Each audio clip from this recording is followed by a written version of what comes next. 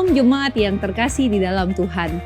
Senang sekali bisa berjumpa kembali dengan Bapak Ibu Saudara dalam ibadah online GBI Philadelphia.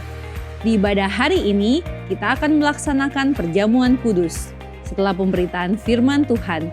Oleh karena itu, Bapak Ibu Saudara dapat menyediakan roti dan anggur di rumah masing-masing. Diberkatilah orang yang mengandalkan Tuhan.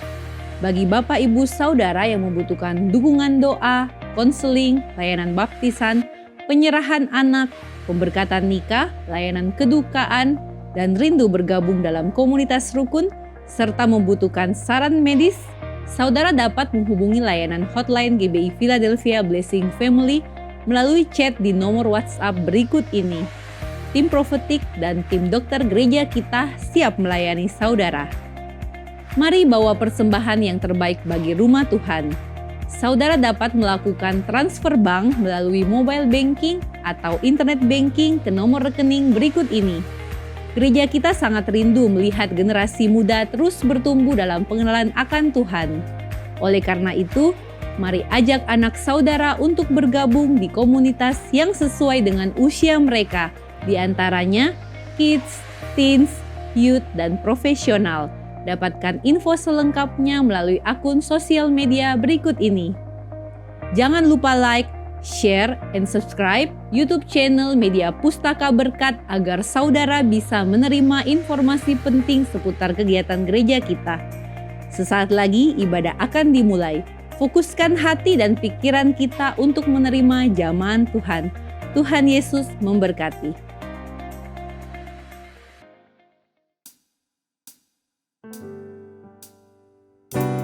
Shalom saudara, kasih Tuhan Yesus begitu indah dalam hidup kita. Dia mau menerima kita apa adanya, Dia mengampuni kita, bahkan Dia rela mati untuk selamatkan kita. Karena itu, biarlah setiap daripada kita selalu ingat untuk bersyukur atas kasih-Nya, dan kita pun mau mengasihi Dia lebih dari apapun juga yang ada di dunia ini. Bersyukur selalu bagi kasih-Mu di dalam hidup.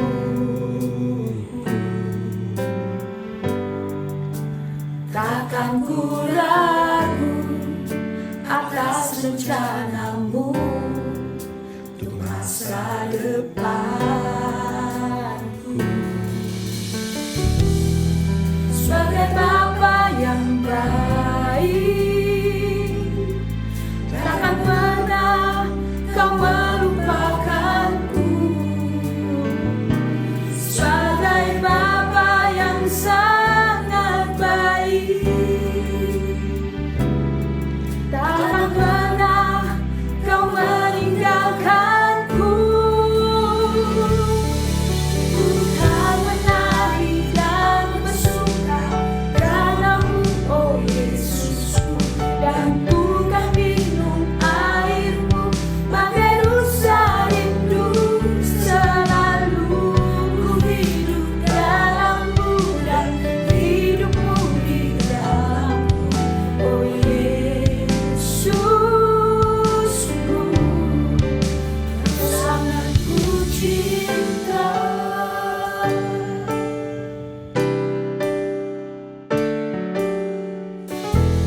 Mari sama-sama kita nyanyikan pujian. Katakan, bersyukur selalu bagi kasih-Mu di dalam hidupku.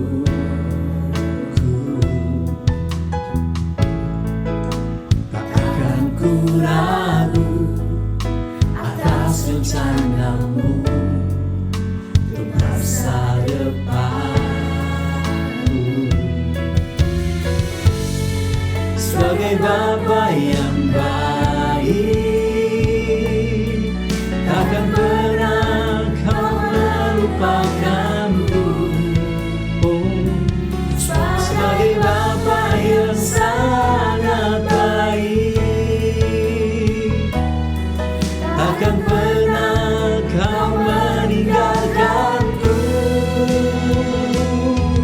Bukan menari dan bersuka karena-Mu, oh Yesus. Yesusku, dan ku kan minum airmu bagai rusa rindu selalu.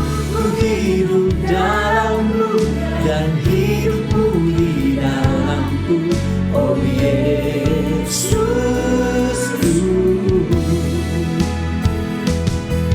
Ku kan menari dan bersuka karenamu, oh Yesusku, dan ku kan minum airmu bagai rusa rindu selalu. Dan hidupmu di dalamku, oh Yesusku. Kau sangat ku cinta. Mari dengan lembut kita nyanyikan. Ku kan menari dan bersuka karenamu, oh Yesusku, dan ku kan minum airmu bagai rusa rindu selalu. Ku hidup dalammu dan hidupmu di dalamku, oh Yesusku. Ku kan menari dan bersuka karenamu, oh Yesusku, dan ku kan minum airmu bagai rusa rindu selalu. Dan hidupmu di dalamku, oh Yesusku. Kau sangat ku cinta. Mari angkat suara, katakan kepada Tuhan. Ku kan menari dan bersuka karenamu, oh Yesusku, dan ku kan minum airmu bagai rusa rindu selalu. Dan hidupmu di dalamku, oh Yesusku. Kau sangat ku cinta, oh Yesusku, oh Yesusku. Kau sangat ku cinta, kau sangat ku cinta, oh Yesusku. Kau sangat ku cinta. Mari sama-sama sembah Dia. Katakan rasa kasih, rasa cinta kita kepadanya. Tuhan yang begitu mengasihi kita. Haleluya.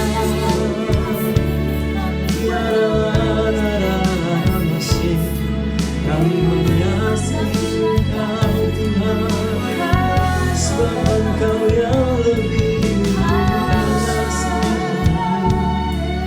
Haleluya, haleluya.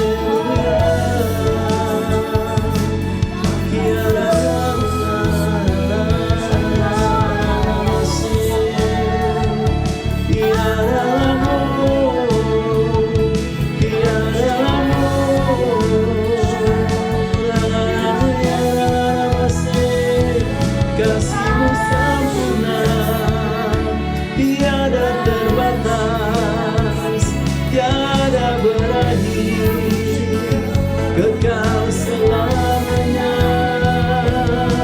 Kasih Tuhan sempurna bagi kami, dan kami bersyukur buat kasih setia-Mu. Haleluya. Tiada lana tiada masih. Haleluya. Ku kan menari dan bersuka karenamu, oh Yesusku, dan ku kan minum airmu bagai rusa rindu selalu.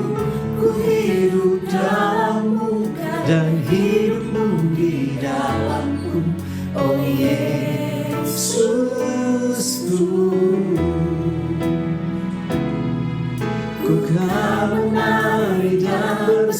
bersuka karena-Mu, oh Yesusku, dan ku kan minum air-Mu, berusaha rindu selalu.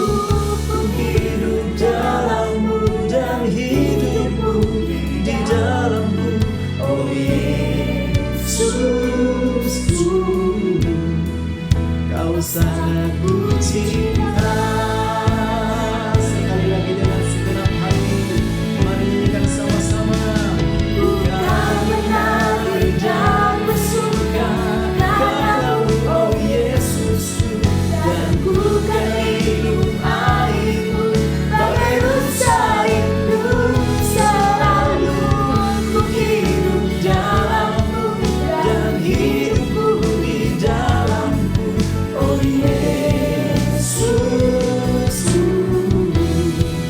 Kau sangat ku cinta. Katakan kepada Tuhan, oh Yesusku, Kau sangat ku cinta. Oh Yesusku, oh Yesusku, Kau sangat ku cinta. Haleluya.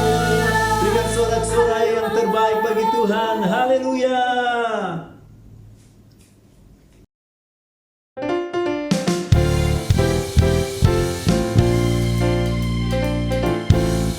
Mari sama-sama kita bersuka cita. Kita memuji Yesus Tuhan, sobat kita yang setia. Ada satu sobatku yang setia, tak pernah dia tinggalkan diriku. Di waktu aku susah, di waktuku sendirian, Dia selalu menemani diriku. Namanya Yesus, namanya Yesus, nama Yesus yang menghibur hatiku. Namanya Yesus, namanya Yesus, nama Yesus yang menghibur hatiku. Haleluya.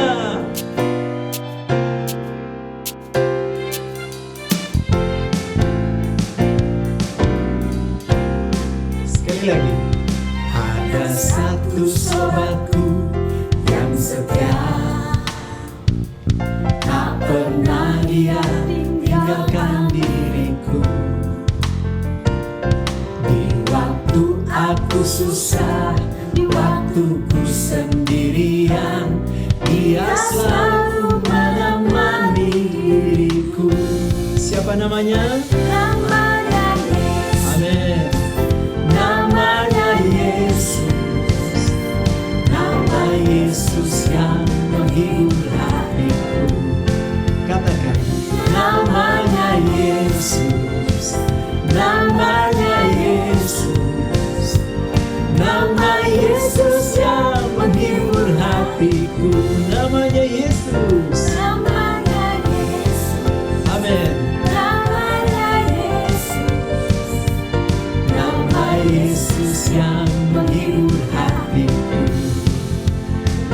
Namanya Yesus, namanya Yesus, nama Yesus yang menghibur hatiku. Sambil bertepuk tangan. Namanya Yesus, namanya Yesus, nama Yesus yang menghibur hatiku. Namanya Yesus, namanya Yesus, nama Yesus yang menghibur hatiku. Sekali lagi. Namanya Yesus, namanya Yesus, nama Yesus yang menghibur hatiku. Oh, nama Yesus, Namanya namanya Yesus, Namanya Yesus. nama Yesus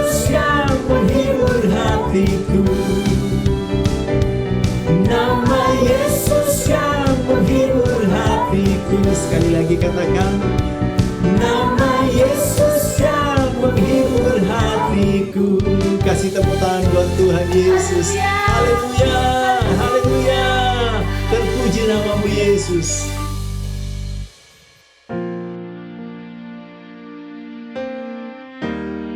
Kami rindu berada di dalam hadirat-Mu Tuhan. Kami mencintai pribadi-Mu, sebab tidak ada seorang pun yang seperti Engkau. Engkaulah segala-galanya bagi kami.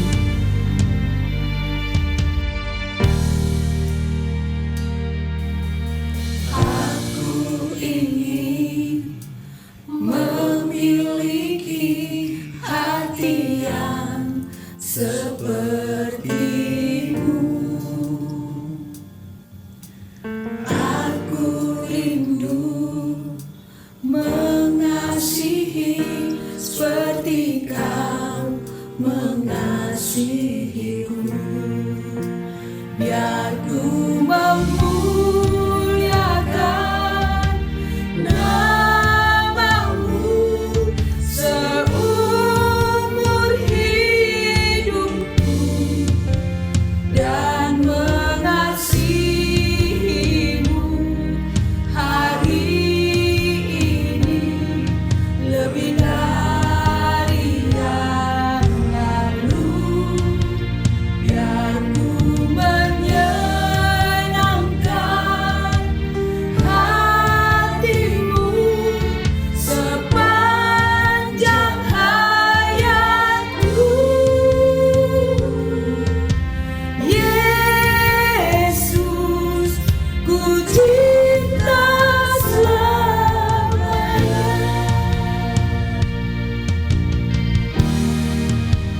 Ini ungkapan isi hati kami kepadamu ya Tuhan. Katakan sama-sama. Aku ingin memiliki hati yang seperti-Mu. Aku rindu mengasihi seperti Kau mengasihiku. Biar ku memuliakan nama-Mu seumur hidupku dan mengasihi-Mu hari ini lebih dari yang lalu. Biar ku menyenangkan hati-Mu sepanjang hayatku. Yesus, ku cinta selamanya.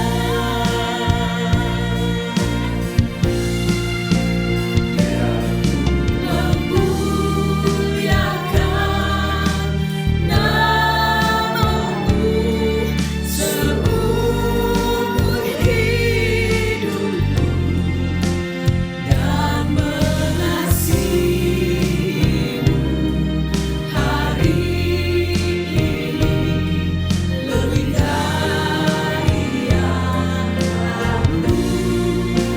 Biar ku menyenangkan hati-Mu sepanjang hayatku. Yesus, ku cinta selamanya.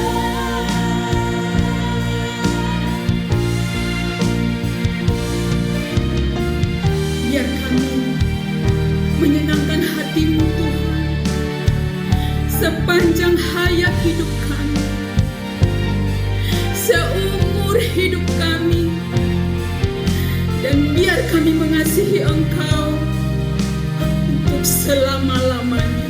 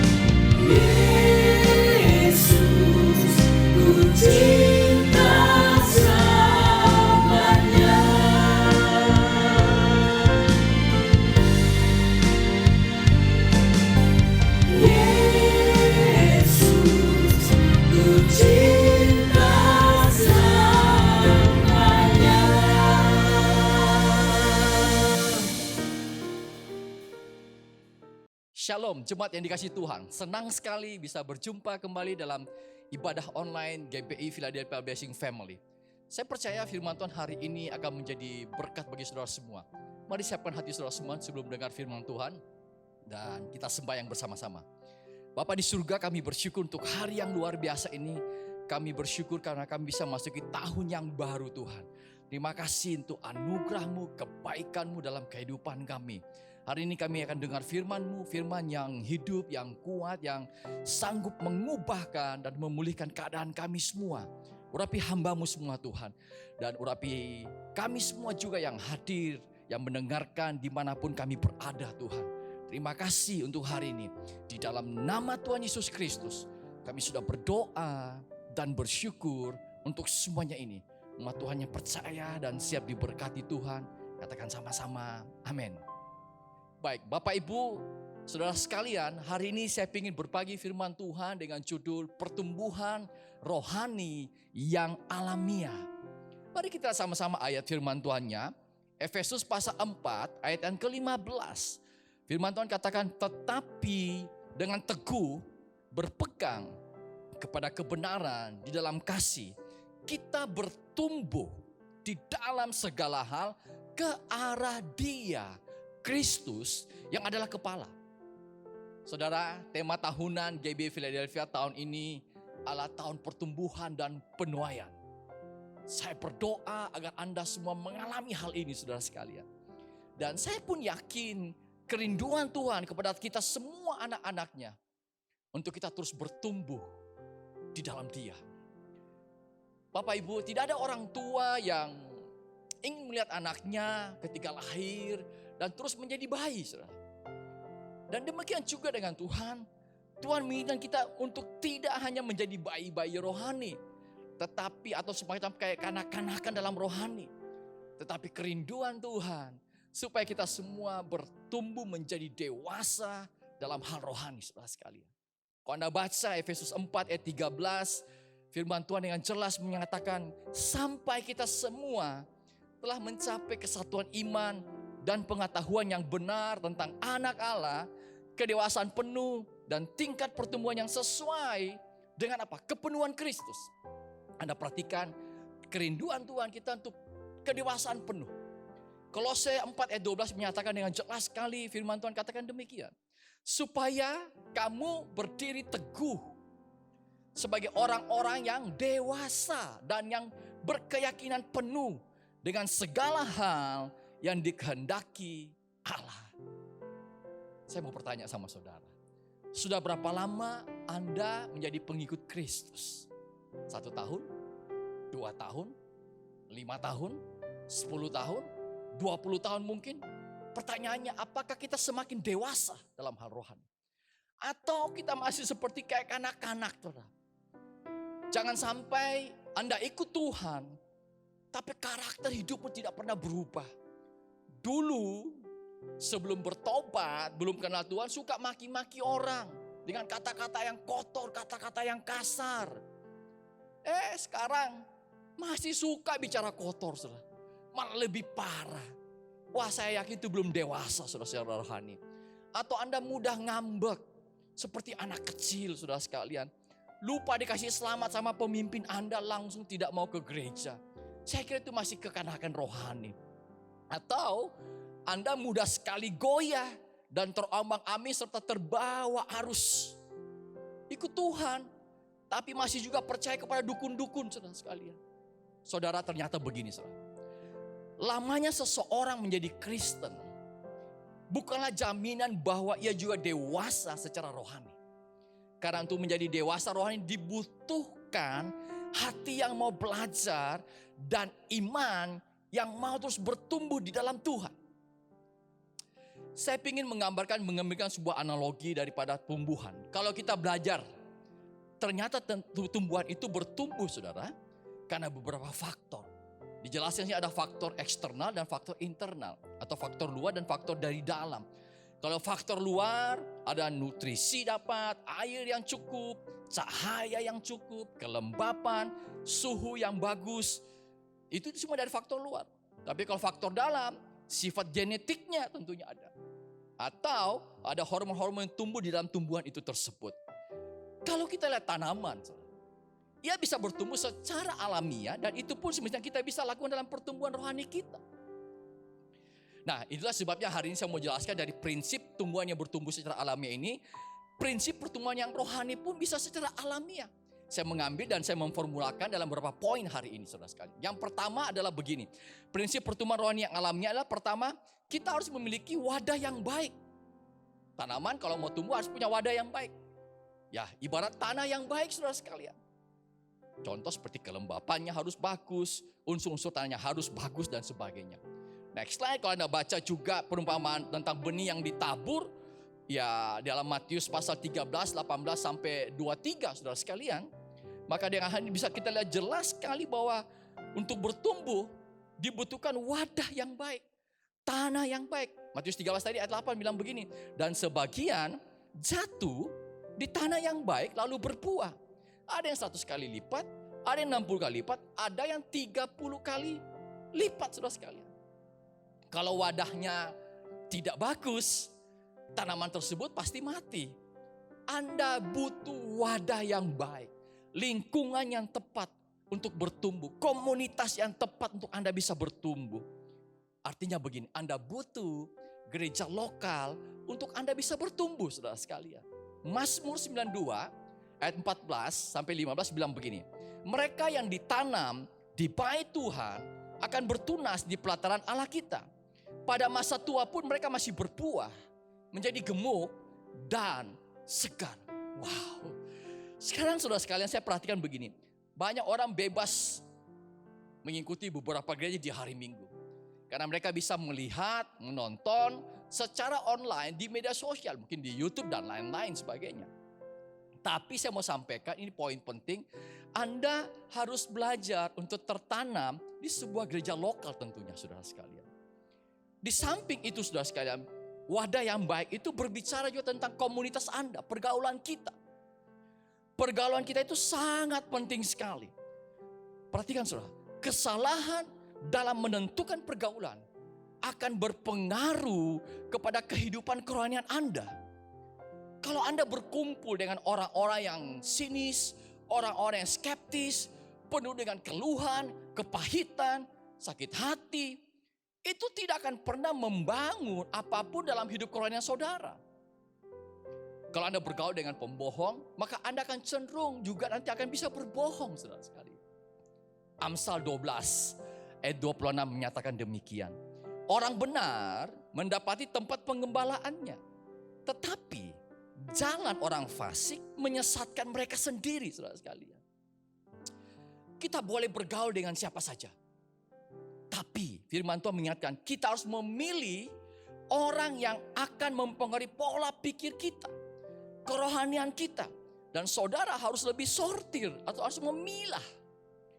Saudara sekalian, Amsal 13 ayat 20 dengan jelas menyatakan siapa bergaul dengan orang bijak akan menjadi bijak.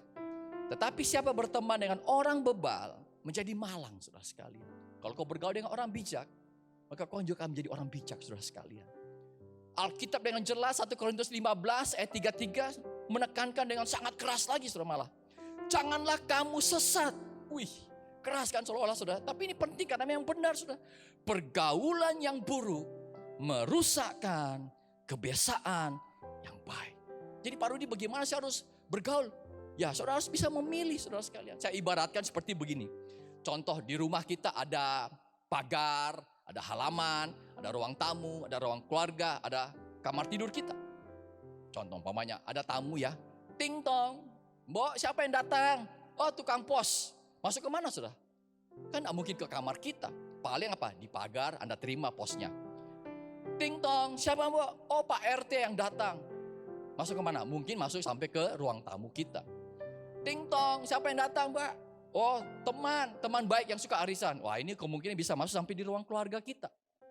Tapi kalau yang datang, ting tong siapa yang datang? Bapak yang pulang. Nah, Bapak berarti ke semua bisa masuk sudah sampai ke kamar kan itu masalah ke privat, ruang privat kita saudara sekalian. Kan tidak mungkin, ting tong siapa yang datang? Bapak, di pagar saja. Wah itu berarti kemungkinan hubungan suami istri lagi renggang saudara sekalian. Sama dengan hidup kita. Ada yang cuma sampai di pagar. Ada yang cuma sampai di ruang tamu. Tapi yang di ruang keluarga atau mungkin ruang kamar, orang-orang tertentu harus disortir, dipilah dalam kehidupan kita semua. Ini yang pertama, prinsip pertumbuhan secara rohani, saudara sekalian. Yang kedua, prinsip pertumbuhan rohani secara alamiah yang kedua adalah Anda harus terus-menerus menerima makanan. Ibarat tanaman, tumbuhan menerima air yang cukup, nutrisi, cahaya. Kita membutuhkan makanan yang sehat tentunya. Saudara, Anda butuh makanan rohani yang sehat. Pengajaran yang sehat hari-hari ini. Saya mau ingatkan, ada paradigma yang salah anak-anak Tuhan banyak sudah saya lihat. Ada yang menyatakan, saya ikut Tuhan, saya pasti diberkati Tuhan. Dan ukurannya secara finansial. Wah, saya kira Anda harus delete pemikiran demikian. Anda harus menghapus pemikiran-pemikiran demikian. Anda ikut Tuhan bukan karena berkat secara jasmani atau finansialnya. Itu hanya bonus. Karena orang demikian ada bahayanya, saudara. Kalau usahanya tiba-tiba mengalami kebangkrutan atau kemunduran, maka ia akan tinggalkan Tuhan. Padahal kalau kita lihat, saudara ya, kalau kita lihat amati, ada banyak orang ikut Tuhan, mungkin tidak kaya secara finansial, hidupnya cukup. Tapi hidupnya kaya secara keseluruhan. Hidupnya kaya dengan sukacita, kaya dalam berbagi, dan lain sebagainya, saudara sekalian. Itulah sebabnya umat Tuhan perlu terus belajar firman Tuhan. Kita perlu makan makanan rohani agar hidup kita terus bertumbuh. Dan firman Tuhan mengajarkan agar kita memiliki rasa lapar dan haus akan hal-hal rohani. Yang saya sebutkan spiritual hungry and spiritual thirsty. Lapar dan haus secara rohani, saudara sekalian. Karena Matius 5 ayat 6 menyatakan demikian. Berbahagialah orang yang lapar dan haus akan kebenaran. Karena mereka akan apa? Dipuaskan, saudara sekalian. Saya mengambil sebuah analogi yang saya ingin jelaskan begini. Apa yang terjadi apabila kita kehilangan spiritual hungry atau lapar rohani, kita kehilangan lapar rohani kita? Pertama adalah bobot badan yang akan turun. Artinya bobot rohanimu turun, saudara. Kalau Anda tidak punya spiritual hungry lagi, no glory, tidak ada kemuliaan Tuhan, tidak ada cahaya yang bersinar dalam hidup saudara. Yang berikutnya adalah apa yang terjadi apabila kita kehilangan spiritual hungry, yaitu kehilangan energi. Sehingga akhirnya apa? Anda kalau mau berdoa jadi capek, malas rasanya. Kalau ibadah disuruh berdiri capek rasanya, sudah. Disuruh angkat tangan malas rasanya. Saya khawatir jangan Anda kehilangan namanya spiritual hungry. Yang berikutnya apa yang terjadi bila kita kehilangan spiritual hungry ini? Tidak bisa bereproduksi. Hidup Anda tidak lagi berbuah. Tidak ada lagi buah pertobatan. Tidak lagi buah-buah yang menghasilkan jiwa-jiwa, saudara sekalian. Yang berikutnya apalagi yang terjadi apabila Anda kehilangan spiritual hungry, yaitu suhu tubuhmu turun. Anda menjadi dingin dalam kehidupan. Tidak ada lagi belas kasihan. Anda begitu menjadi kejam sekali dalam kehidupan ini, saudara. Yang berikutnya apa yang terjadi apabila Anda kehilangan spiritual hungry? Otak kita mengalami penurunan, saudara. Tidak ada visi lagi dalam hidup Anda. Anda berjalan seolah tidak ada lagi arah kemana yang jelas dalam kehidupan saudara. Yang berikutnya, apa yang terjadi apabila Anda tidak kehilangan spiritual hungry? Sistem imunmu tidak berfungsi. Apa maksudnya? Engkau tidak punya kemampuan untuk melawan si jahat. Anda jatuh bangun dalam dosa, saudara sekalian. Yang berikutnya, apa yang terjadi apabila Anda kehilangan spiritual hungry? Akan jadi gagal jantung. Apa yang berbicara misalnya gagal ini? Artinya begini, saudara. Hatimu tidak lagi berdetak dengan detakan kasih Tuhan. Yang berikutnya tentu orang kalau kehilangan spiritual hungry, dia akan mati tentunya. Kehidupan rohanimu akan mati sama sekali, saudara sekali.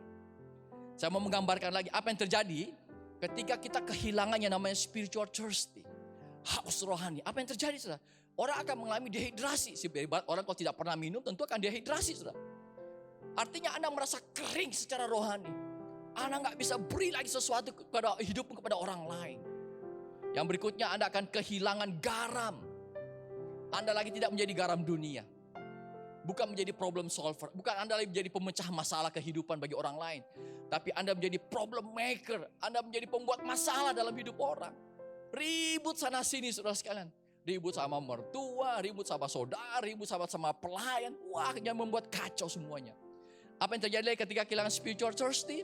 yaitu Anda menjadi demam. Anda memiliki yang namanya wrong passion atau wrong desire. Punya passion atau desire yang salah, saudara sekali. Yang terakhir, apa yang terjadi ketika Anda kehilangan yang namanya spiritual thirsty. Tidak ada lagi air mata. Ketika hadirat Tuhan begitu kuat, di samping Anda mungkin menangis, tapi Anda bilang, saya tidak rasakan apa-apa, saudara sekalian. Anda kehilangan yang namanya hadirat Tuhan dalam kehidupan saudara lagi. Itu sebabnya, saudara, di awal tahun, sharing firman Tuhan di awal tahun ini, ayo kita semua diingatkan, cintailah hadirat Tuhan dan firman Tuhan. Suka baca firman Tuhan, kegemarannya baca firman, saudara sekalian. Dan saya percaya, kekristenan itu berbicara mengenai perjumpaan dan pengalaman pribadi bersama Tuhan. Ibarat tanaman tadi, ibarat tanaman perlu mendapatkan cahaya. Saya yakin kita perlu mendapatkan cahaya hidup dalam kehidupan kita, yaitu Tuhan kita Yesus Kristus. Kalau Anda baca dalam Lukas 10 ayat 38-42, peristiwa Maria dan Marta. Secara singkat, Maria memilih yang terbaik dalam hidupnya, saudara. Dia duduk di kaki Tuhan, merasakan hadirat Tuhan. Bapak Ibu, ini penting yang saya mau sampaikan. Kalau kita mengerti nilai-nilai kehidupan, maka tentu kita lebih memilih sesuatu yang lebih berharga dan bersifat kekal dalam hidup kita semuanya. Saya berikan ibarat ilustrasi begini, saudara. Seorang anak ditawari untuk memilih kelereng atau berlian. Pertanyaannya, kira-kira mana yang dipilih anak tersebut? Kemungkinan besar anak itu akan memilih kelereng karena mungkin lebih cantik bentuknya. Why? Kenapa? Karena anak ini belum mengerti nilai dari benda tersebut. Saya berdoa agar kita semua memilih yang terbaik dalam hidup kita semua. Engkau yang percaya katakan amin. Yang terakhir, saudara sekalian, prinsip pertumbuhan rohani secara alamiah, yaitu tumbuhan juga pun harus terus dirawat. Demikian juga hidup kita harus terus dirawat, saudara sekalian. Tanaman harus dirawat, diberi pupuk, digunting kalau sudah mulai besar, panjang. Hidup kita pun demikian. Hidup kita harus terus dirawat, saudara sekalian. Apa yang harus dirawat? Mungkin pertanyaannya kan demikian. Yang pertama saya mau berbagi, yaitu kita harus punya sikap hidup yang positif. Bangunlah sikap hidup yang positif dalam hidup ini, saudara. Kalau Anda baca Yusuf, Kejadian 39 ayat 6, firman Tuhan dengan jelas menyatakan begini. Adapun Yusuf itu manis sikapnya dan elok parasnya. Terjemahan lain dalam bahasa Inggris dikatakan demikian. Dia punya good attitude, sikap yang baik, saudara sekali. Kenapa Yusuf bisa menjadi orang nomor 2 di Mesir? Selain karena faktor ada favor Tuhan, karena perkenanan Tuhan. Tapi saya yakin juga karena faktor sikapnya yang baik. Engkau yang percaya, katakan amin, saudara sekalian. Saudara, kita sering dengar istilah ini, your attitude determines your altitude. Sikap Anda akan menentukan pencapaian Anda dalam kehidupan ini, saudara. Saya senang dengan sebuah pernyataan yang selalu bilang, kemampuan membawa seseorang ke puncak hidup, ke puncak prestasi. Tapi karakter, sikap hiduplah yang membuat Anda tetap berada di puncak prestasi tersebut. Ini yang pertama kalau yang kita harus rawat, kita jaga. Yang berikutnya yang kita harus jaga, yang harus kita rawat adalah pikiran kita. Dengan pikiran-pikiran yang positif tentunya. Kalau Anda baca Filipi 4 ayat 8 dengan jelas menyatakan, firman Tuhan bilang begini. Jadi akhirnya saudara-saudara, semua yang benar, semua yang mulia, semua yang adil, semua yang suci, semua yang manis, semua yang sedap didengar, semua yang disebut kebajikan dan patut dipuji, pikirkanlah semuanya itu. Alkitab dengan jelas, hal-hal yang positif, hal-hal yang baik kita pikirkan semuanya itu. Saya mau memberikan gambaran begini, kenyataan-kenyataan tentang pikiran yang salah atau pikiran yang benar. Pertama begini, saudara, keputusasaan selalu merupakan akibat merenungkan perkataan negatif bagi hidup Anda. Hari ini kalau Anda menjadi putus asa, kemungkinan Anda mendengarkan perkataan-perkataan yang negatif terhadap hidupmu. Atau berikutnya adalah pikiran yang salah akan menambah kebiasaan-kebiasaan yang buruk dalam hidup kita. Pikiran yang benar membuat kebiasaan buruk kita menjadi mati, saudara. Dan dosa selalu disusun dalam pikiran kita, saudara. Tidak akan terjadi serta-merta tiba-tiba. Tapi itu semua kan ada perencanaan, direnungkan. Itu dosa selalu dimulai dari pikiran Anda. Yang berikutnya, pikiran akan mempengaruhi kesehatan kita. Yang berikutnya, saudara sekalian, renungan yang terus-menerus diingat dan dibayangkan akan mempengaruhi roh, jiwa, dan tubuh kita. Itulah sebabnya kita terus menyarankan, saya sebagai hamba Tuhan menyarankan baca firman. Renungkan hal yang positif dalam hidupmu. Karena itu akan mempengaruhi rohmu, jiwamu, dan akan tubuhmu, saudara sekalian. Yang berikutnya, tidak ada kemenangan atau kedewasaan sampai kita bisa mengendalikan pikiran kita. Yang terakhir, yang berikutnya, kesucian itu akan berhubungan dengan apa yang kita katakan di dalam hati kita, saudara sekalian. Self-talk itu. Ya, itu sangat penting sekali, kita harus jaga, saudara sekalian. Yang berikutnya, apa yang harus kita rawat? Yang berikutnya adalah perkataan kita yang harus kita jaga, saudara. Amsal 18 ayat 21 menyatakan begini. Hidup dan mati dikuasai lidah. Siapa suka menggemakannya akan memakan buahnya. Kita harus menyadari begini, saudara. Ada kuasa dalam perkataan kita. Firman Tuhan yang jelas, hidup dan mati seseorang dikuasai oleh perkataannya, oleh lidahnya. Saya ingin menyampaikan beberapa poin. Ada beberapa keadaan yang membutuhkan penguasaan lidah. Yang pertama adalah engkau belajar untuk bisa menyimpan rahasia. Jangan menjadi ember bocor. Dikasih sesuatu seseorang, wah sampaikan kepada semua orang. Menjadi gosip, pembawa gosip. No, jangan, saudara sekalian. Bertobat, saudara. Yang berikutnya, jangan memberi pengakuan negatif. Hal-hal yang tidak benar Anda sampaikan, saudara sekalian. Yang berikutnya adalah jangan mengucapkan kata-kata untuk membalas dendam. Walaupun Anda punya kesempatan untuk melakukan hal tersebut. Yang berikutnya, hindari percakapan-percakapan yang tidak berguna. Apalagi humor-humor yang jorok. Yang berikutnya, jangan gunakan bibir untuk menipu. Wah, ini penting anak Tuhan harus sadari. Atau jangan merayu atau memuji orang terlalu berlebihan. Saudara. Biasanya orang kalau dipuji terlalu berlebihan, orang biasanya bukan tambah senang. Tapi orang tahu Anda hanya berbohong, orang tambah enak. Ya, ini mah bohong-bohong aja nih. Ya. Atau berhati-hati dalam berjanji. Saudara. Karena perkataan kita itulah ikatan kita sebenarnya, saudara sekalian. Dan berikutnya, jangan berbantah-bantahan. Saudara. Yang terakhir, apa yang kita harus rawat, yaitu hati kita. Jaga hati. Amsal 4 ayat 23, saya kira ayat ini sudah sering kita baca ulang-ulang. Amsal 4 ayat 23 bilang begini. Jagalah hatimu dengan segala kewaspadaan. Karena dari situlah terpancar apa? Kehidupan. Saudara. Ada sebuah kutipan untuk kita renungkan. Saudara. Hati-hati menjaga hati. Karena hati sering disakiti oleh hati yang kurang hati-hati. Wah, coba Anda renungkan kalimat ini. Ayub 5 ayat 2 bilang begini, saudara. Sesungguhnya orang bodoh dibunuh oleh sakit hati. Dan orang bebal dimatikan oleh iri hati. Ada banyak firman Tuhan bilang orang bodoh dibunuh oleh karena apa? Sakit hatinya. Saudara. Saya membaca sejarah Afrika Selatan. Di mana Afrika Selatan pernah mengalami masa kelam mereka. Di mana diperlakukan pada waktu beberapa puluh tahun yang lampau. Diperlakukan politik apartheid. Apartheid berkaitan dengan keterpisahan. Keterpisahan antara kulit putih dan kulit hitam. Bagaimana kulit putih melakukan diskriminasi terhadap orang kulit hitam. Saudara.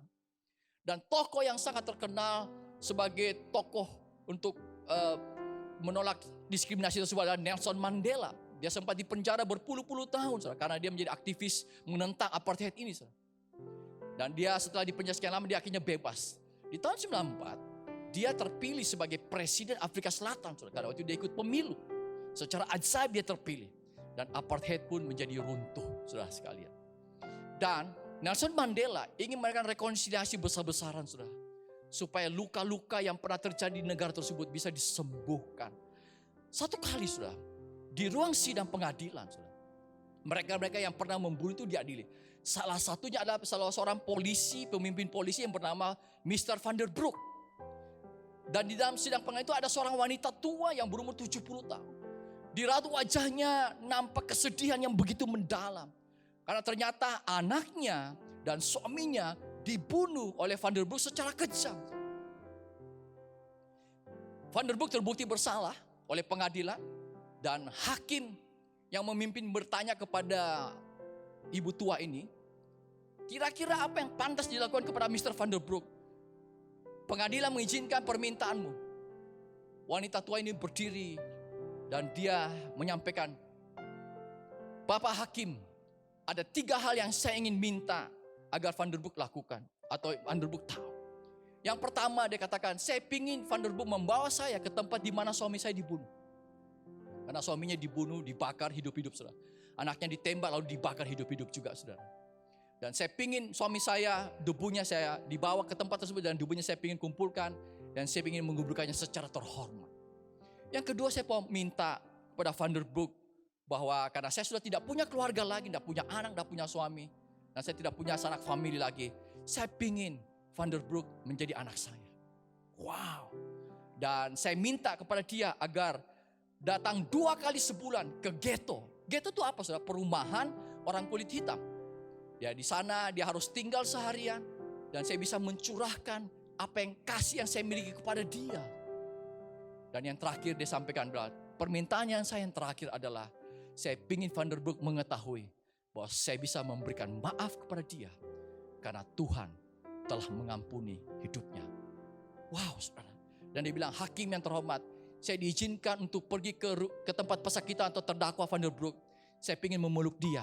Saya ingin buktikan bahwa saya benar-benar sudah memaafkan hidupnya.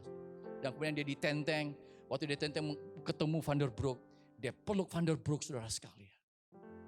Van der Broek tidak percaya. Dia pikir dia akan dihukum secara berat. Dia tidak yakin dengan apa yang terjadi. Dia dipeluk oleh keluarga yang dulu dia pernah bantai, saudara. Dan dia sangat terharu sekali Van der Broek, dan karena dia tidak kuat dia jatuh pingsan. Secara spontan di ruang sidang tersebut ada sahabat, ada keluarga, ada pengunjung semua yang ikuti pengadilan karena ada pun mungkin mereka pernah mengalami peristiwa yang tragis yang sama. Secara spontan mereka berdiri dan mereka menyanyikan lagu Amazing Grace.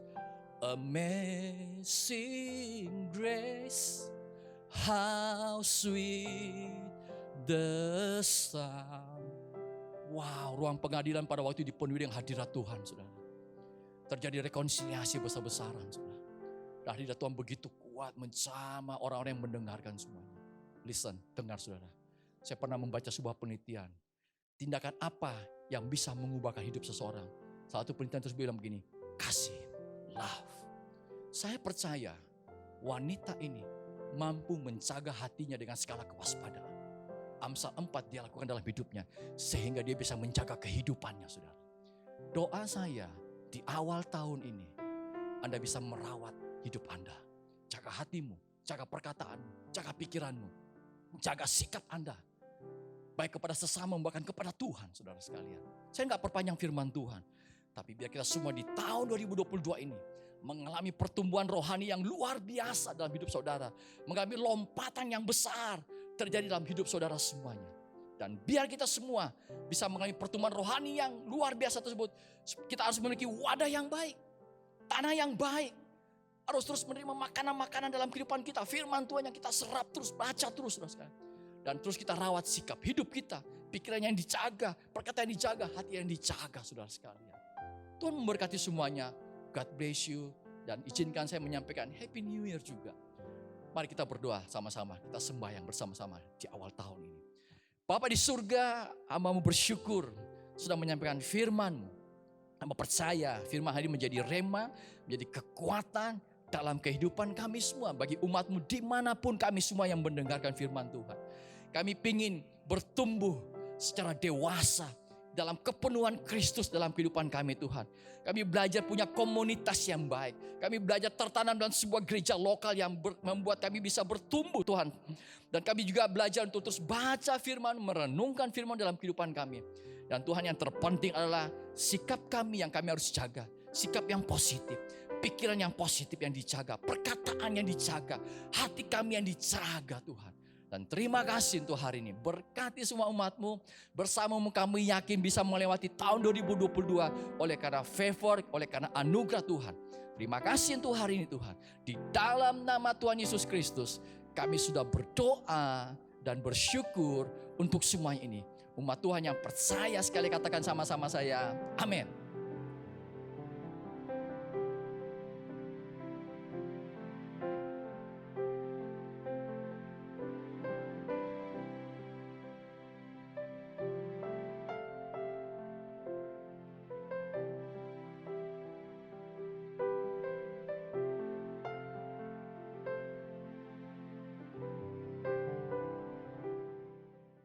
Saja untuk kita berdiri, kita ambil roti dan cawan yang sudah saudara persiapkan. Mari kita nyanyikan pujian, darah-Mu Yesus, sucikan daku. Darah-Mu Yesus, sucikan daku. Darah-Mu Yesus, bebaskanku. Darah-Mu Yesus, ubahkan daku, ku dijadikan baru. Sekali lagi katakan, darah-Mu. Mari kita angkat roti ke atas. Darah-Mu Yesus, bebaskanku. Darah-Mu Yesus, ubahkan daku, ku dijadikan baru. Saya akan membacakan firman Tuhan dari 1 Korintus pasal yang ke-11 ayat 23 dan selanjutnya. Sebab apa yang telah kuteruskan kepadamu telah aku terima dari Tuhan, yaitu bahwa Tuhan Yesus pada malam waktu ia diserahkan mengambil roti. Dan sesudah itu ia mengucap syukur atasnya, ia memecah-mecahkannya dan berkata, inilah tubuhku yang diserahkan bagi kamu. Perbuatlah ini menjadi peringatan akan aku. Saudara, bukankah roti yang atasnya kita mengucap syukur dan kita pecah-pecahkan ini adalah persoalan dengan tubuh Kristus yang menyelamatkan hidup kita? Mari dalam nama Tuhan Yesus kita makan dengan penuh iman.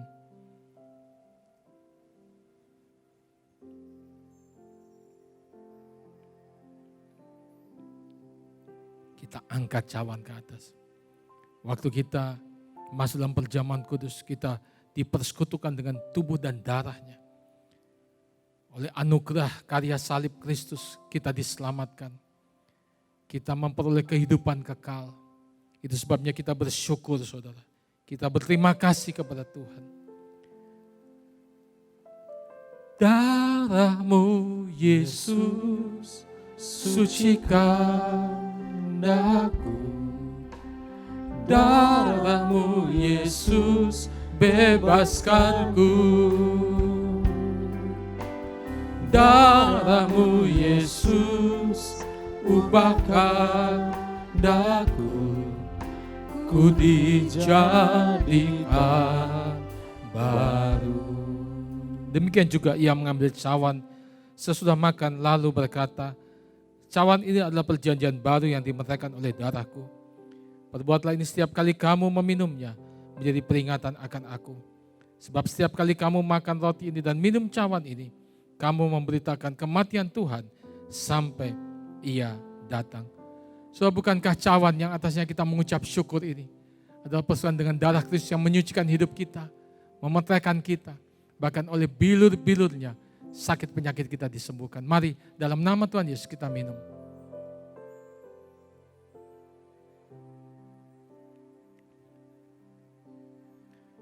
Terima kasih Yesus. Terima kasih Yesus.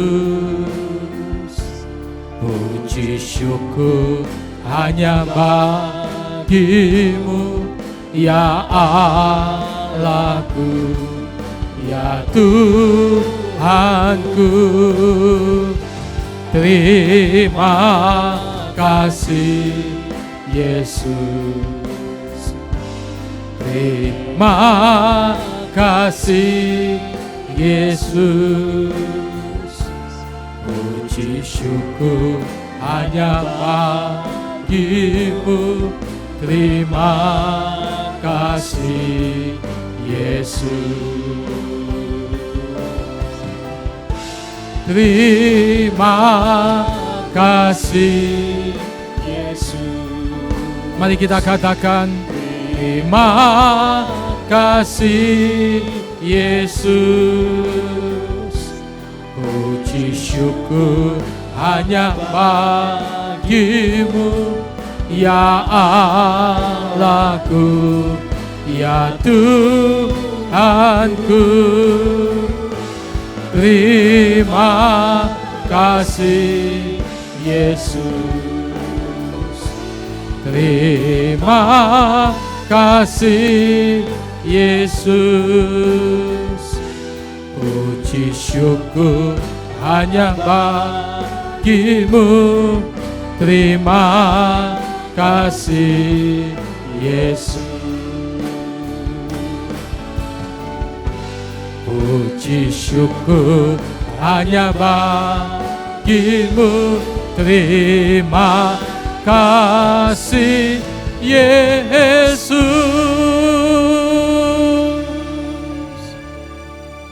Diberkati hamba-Mu yang sudah melayani hari ini Tuhan, dengan berkat yang terbaik. Kami percaya setiap firman yang ditaburkan tidak pernah sia-sia.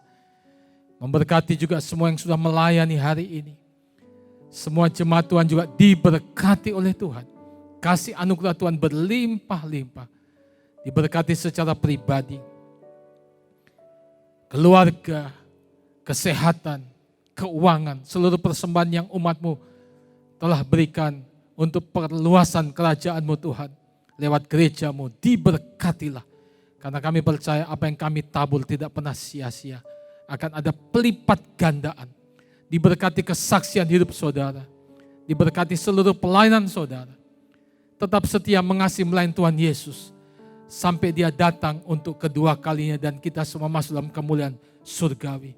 Sekali percaya Yesus, seterusnya percaya Dia. Dalam nama Tuhan Yesus, setiap kita yang percaya katakan, amin. Tuhan Yesus memberkati saudara.